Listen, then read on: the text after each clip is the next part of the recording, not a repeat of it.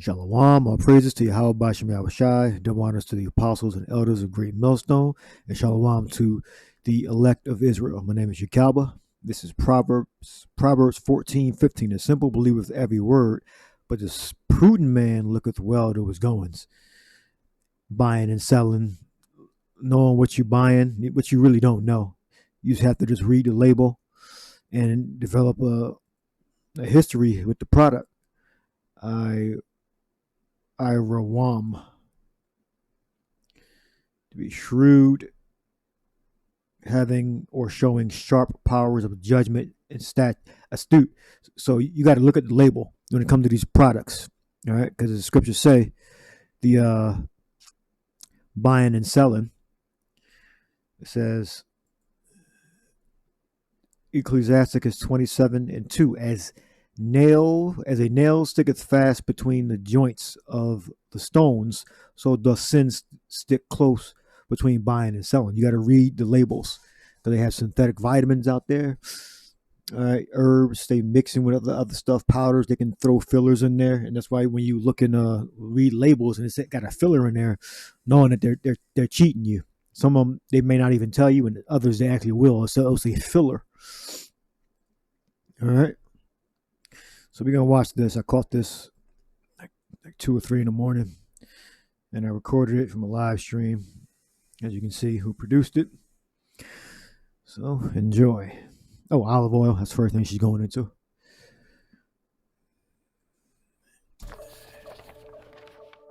Okay. So you think this is olive oil, right? Wrong. Well, maybe some of it is, but this is actually a classic example of food fraud. The extra virgin olive oils are being switched out with cheap ones. And fraudulent to sell something labeled as something else. Why is this fish being mislabeled? Your Parmesan cheese products do not contain any Parmesan cheese. As there was no one brand that stood out as completely safe. Wow, so we can't eat anything. I guarantee you, anytime a product can be passed off as something more expensive, it will be. It's that simple. Counterfeits, dilution, substitution, and mislabeling. Food fraud not only harms consumers' wallets, it puts their health and safety at risk. We might not know the overall impact of food fraud because so much of what fraudsters do is hidden from us and has been for centuries. Some estimates say food fraud affects at least 1% of the global food industry, at a cost as high as $40 billion a year, according to the Food and Drug Administration. Grocery Manufacturers of America estimated that 10% of the commercially available food in the United States is adulterated. That's 1 in 10. It means if you're not on that 8-item or less checkout line, you've got something in your cart when you leave the supermarket that's probably bogus. Here's how and why fake food sits secretly in our kitchen cabinets.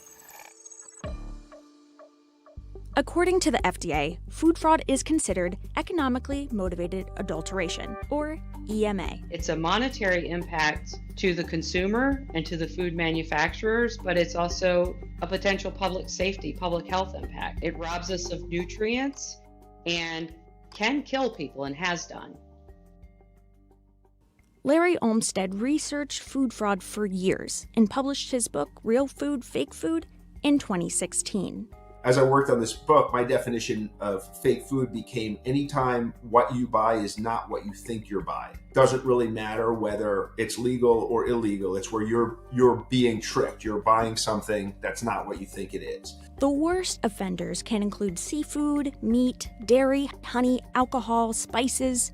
The fraud happens more with more expensive foods. Totally makes sense, right? There's a higher margin. Take your extra virgin olive oil as an example. Fraud usually occurs here when a cheaper oil is added to the more expensive oil, and the label still reads 100% extra virgin olive oil. That's food fraud. Olive oil has been adulterated for thousands of years because it is of high value and it is sought out. They might flavor it with beta-carotene and maybe color it with a little chlorophyll to make it a little more green. And so then you've got a lower quality, cheaper oil. So both of these olive oils I got at the grocery store, and both of them are the store brand, but one cost way more than the other. This one had a label of 100% Mediterranean blend of extra virgin olive oil. So the olives were sourced from a bunch of different European countries, and it said it was packed in Italy, and there was no expiration date. And when I purchased this one was a 100% California extra virgin olive oil. First pressed, cold pressed, unfiltered, no artificial colors, preservatives, or flavors. And this one had an expiration date. It said that these olives were harvested in October, November 2022, and that it would be good on your shelf until August 2024. And it was much more expensive. Roughly twice as much as this olive oil. And this one had way more information about where this olive oil came from. Now let's look at the spice market as another one that's vulnerable to fraud. Think of an expensive spice, like saffron. This tiny amount cost me $20 at the store. Saffron can be bulked up with some other material like plant stems and sold as the same, according to the FDA. Popular spices like basil and chili powder from a range of different brands. Anything that's kind of colored orange. To fraud. Think of an expensive spice like saffron. This. All right. Let's read that this precept again. It says that Sirach 27:2. Make sure I'm all right. As a nail sticketh fast between the joints of the stones, so doth sin stick close between buying and selling. All right, now we all into the herbs, olive oil, avocado oil. We know it's if you're buying cheaper olive oil, it's more than likely, I'm almost certain that it's adulterated with adulterate means to alter or change, all right, from its original use. All right, now if you're buying a $10, $12 olive oil, it's mixed with other oils. All right, it's got to accept that. All right, so that's part 2. Has some of part 1 on there. Tiny amount cost me $20 at the store. Saffron can be bulked up with some other material like plant stems and sold as the same, according to the FDA. Popular spices like basil and chili powder from a range of different brands. Anything that's kind of colored orange, brown, and ground up can be passed off as turmeric. It's the ultimate bait and switch. And then there's fish. The FDA says seafood fraud can occur when a less expensive species of fish is substituted for a more expensive species. After all, it's kind of hard to know what fish you're buying, right? If you're an experienced chef or fishmonger, you can look at like a red snapper fillet and tell whether it's red snapper, but 99% of consumers can't. You know, most of the fish we eat is white fish. Every fillet looks pretty much the same, which is why there's so much substitution. The FDA is mandated by law to inspect 2% of the imported seafood, which is, I think, a very, very low bar. In fact, the U.S. imports as much as 85% of its fish. But federal fisheries enforcement is serious business. Agents from NOAA and U.S. Customs tear open a container filled with frozen fish from Thailand. They're looking for fraud. First, it's important to understand the matrix that food fraud lives in. There's intentional and unintentional types of food risk. Unintentional risks include food safety and quality, like accidental foodborne illnesses. CDC estimates about 50 million people a year contract a foodborne illness. Only 20%, 1 in 5 of those can be identified. So there's 40 million people a year getting sick from something they ate that we don't know what it is. And a good guess would be that fraud has something to do with that. Then there's intentional. That's where food fraud is alongside food defense. The difference is fraud is motivated by economic gain and defense is motivated by harm. If you have a ton of coffee and you can turn that into 1.2 tons by adding some cheap filler to it, you've just increased your profits by 20%. And a lot of these products pass through a lot of hands. They go from small growers to big trucks to tankers to boats to processing plants. It's not necessarily like this big company that's selling you coffee that's ripping you off. It can happen in a lot of ways along the way. Even the FDA says it can't estimate how often this fraud happens or its economic impact. Over the last 10 years, the most common fraud committed is lying about an animal's origin and dilution or substitution. both ranking at 16% of incidents recorded. Dilution and substitution are exactly what they sound like. Perhaps somewhere along the supply chain, the real expensive process of refining something like fresh olives is ignored. Maybe a little canola oil is added instead.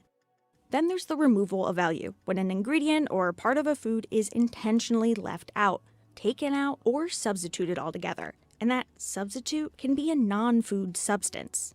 That's the 14% of the recorded food fraud incidents using non-food substances. The pandemic has given us a chance to focus on supply chains and forced us to. For example, during the pandemic, labeling fraud really spiked in 2021 to 21% of the types of fraud that were committed and recorded. If we knew all about it, why hasn't it been solved? The key was we weren't focusing on prevention. Food fraud prevention, if we do it right, is boring. We're the fire marshal checking exits and smoke alarms, not catching the bad guys. The U.S. has laws in place to ensure food safety. That's part of what the FDA does today. Basically, all food fraud, all product fraud is illegal under one law or another, somehow.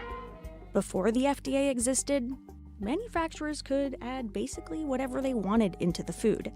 Think of Upton Sinclair's The Jungle. That book was published in 1906. That same year, food safety regulation began with the Meat Inspection Act and the Pure Food and Drugs Act, which outlawed adulterated and misbranded food items. To protect consumers, this ultimately led to the creation of the FDA. the Food and Drug Administration and the... Since then, laws have hit the books to further food safety protocols, like the Food Safety Modernization Act signed into law in 2011. And then horse meat hit.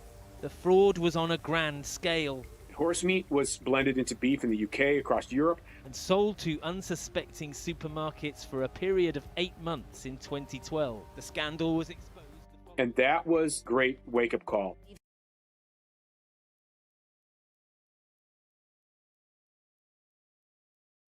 The Food Safety Modernization Act signed into law in 2011. And then horse meat hit. The fraud was on a grand scale. Horse meat was blended into beef in the UK, across Europe, and sold to unsuspecting supermarkets for a period of 8 months in 2012. The scandal was exposed. And that was a great wake-up call. Some companies purposely mislead on labels. Prosecuting the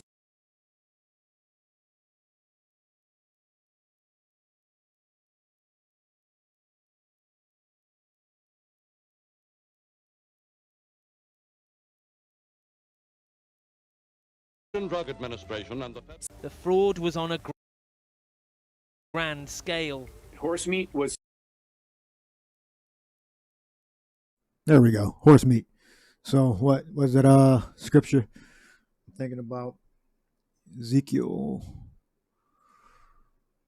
4, I think. Ezekiel 4. Bread defiled. It says, and Yahweh, my audio on. It says, and Yahweh said, even thus shall the children of Israel eat their defiled bread among the Gentiles. Yeah, they eat defiled bread too. Whether I will drive them, but they were already eating defiled bread anyway. They're not. The Lord don't care about them like that. They've been eating defiled bread. They've been worshiping idols. All right. So horse meat was deliberately mixed in. This is from something NBC News from 2013. So, because we have no means of testing any of these products, and they have laboratories that are quality control laboratories, or they have another name. I think Johnson & Johnson has one. Other companies have food testing facilities, but you don't know what you're getting. Mix in with that your hamburger, your ground beef, your ground turkey, your ground lamb, your powders. We taking it on faith that these herbs heal us, but we don't actually know what they're filling it with. I know I got some capsules, vegetarian capsules, and one of the ingredients I think says filler. So I know they adulterated it to bring the weight up, to bring the quantity of what they can sell, and they can raise the price at the same time. So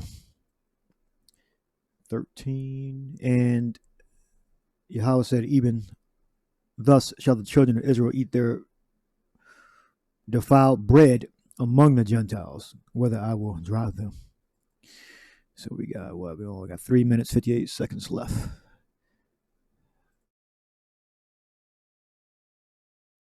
Protocols, like the Food Safety Modernization Act signed into law in 2011. And then horse meat hit. The fraud was on a grand scale. Horse meat was blended into beef in the UK, across Europe, and sold to unsuspecting supermarkets for a period of 8 months in 2012. The scandal was exposed. And that was a great wake-up call. Some companies purposely mislead on labels. Prosecuting the fraudsters committing the crime can be tricky. After all, they're purposely trying to avoid that detection. But criminals are caught. Like in 2016. Product labeled Market Pantry 100% Parmesan contained cheaper Swiss and cheddar cheese and an organic filler called cellulose, which can be derived from wood pulp. Castle Cheese was caught adding wood pulp and cheddar to its grated Parmesan that they sold as 100% Parmesan cheese. The FDA does allow fillers like cellulose in cheese, but it can only make up 4% of the total ingredients. The president of the company got a $5,000 fine, 200 hours of community service, and 3 years of probation. For its part, the Food and Drug Administration says its job is to make sure food doesn't hurt you, not to police the labels. Fraud is tough for the consumer in terms of... And the president may not even be the owner. So that whoever was appointed the president of the company got punished and fined, which is really light. All right, sister. The Food and Drug Administration says its job is to make sure food doesn't hurt you, not to police the labels. Fraud is tough for the consumer in terms of food because it's difficult. They don't have a lab in their kitchen. The Food Fraud Prevention Think Tank has a 5-question survey consumers can use when shopping for food. 1. What type of product is it? Be aware of product that you put on you, in you, or plug in the wall. 2. Quality. Can you recognize the difference between the products? If you can't easily tell the difference, that makes you more vulnerable to fraud. If I drink scotch, I couldn't tell if it's a difference between a $50 bottle and a $5,000 bottle. So I know I could be deceived at that point. 3. Supplier. Do you know the retailer or the supplier? And do you trust them? So when you turn that box of cereal or bottle of juice over and read the back, there's a lot of information there that's required by law that's helpful to the consumer. And then question 4. Are you buying this item online? The supply chain can be shrouded in more mystery when shopping online. So how did you find out about this website? Is it reputable? But it depends on how you find that supplier. And finally 5. Complain. Okay, it's not a question, but the Food Fraud Prevention Think Tank says if the retailer is legit, they will want to know. I think manufacturers can be the victims as well. The FDA also relies on consumers' reports. In recent decades, fraudsters have gotten more sophisticated in the techniques they use to fake the food products. And that means that our detection methods and our test methods and standards have to be better at detecting fraud. That's why the U.S. Pharmacopoeia Convention provides a framework for organizations to detect its vulnerabilities. We have food fraud mitigation guidance, so it is a supply chain risk management tool to really take a look at which ones are the more risky products suspected to be adulterated. Sometimes it feels like this is not that big of a deal, but the more fraudsters are able to achieve, the more we end up paying in the end as consumers. These cases rarely result in criminal penalties. If you want to be like a drug dealer and import heroin and you get arrested on a large scale, you're going to go to jail. But if you can make $80 million importing adulterated honey and then you're going to get a slap on the wrist and some fines, why wouldn't you do food instead of drugs if there's no basically criminal downside to it? So as long as we don't take it seriously, why should the perpetrators take it seriously? What we want is the food industry just to be focused on making food and not have to worry about looking over our shoulder, checking different suppliers. And that's going to impact more food being produced, better food, safer food, less expensive food. There's plenty of things for us to worry about in the world today, and food fraud should not be one of those.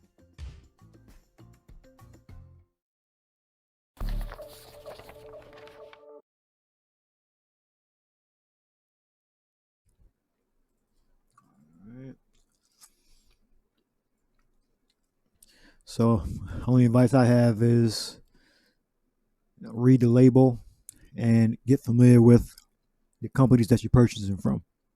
I've been buying, multivitamins, and I don't really buy multivitamins anymore, but herbs and specific vitamins. I gotta look on the label and see if it has an actual like a food source, or you gotta get the Latin name. Make sure that's the actual vitamin and not a synthetic form that they're putting together in a laboratory to make the vitamin, because that's not the vitamin. You got to be careful. All right. End it with what I started with. This is Sirach 27 and 2. As a nail sticketh fastest between the joints of the stones, so doth sin stick close between buying and selling. Meaning they're lying about the purity and the source, and whether it's organic or not. You don't really know. All right. So hope you edified.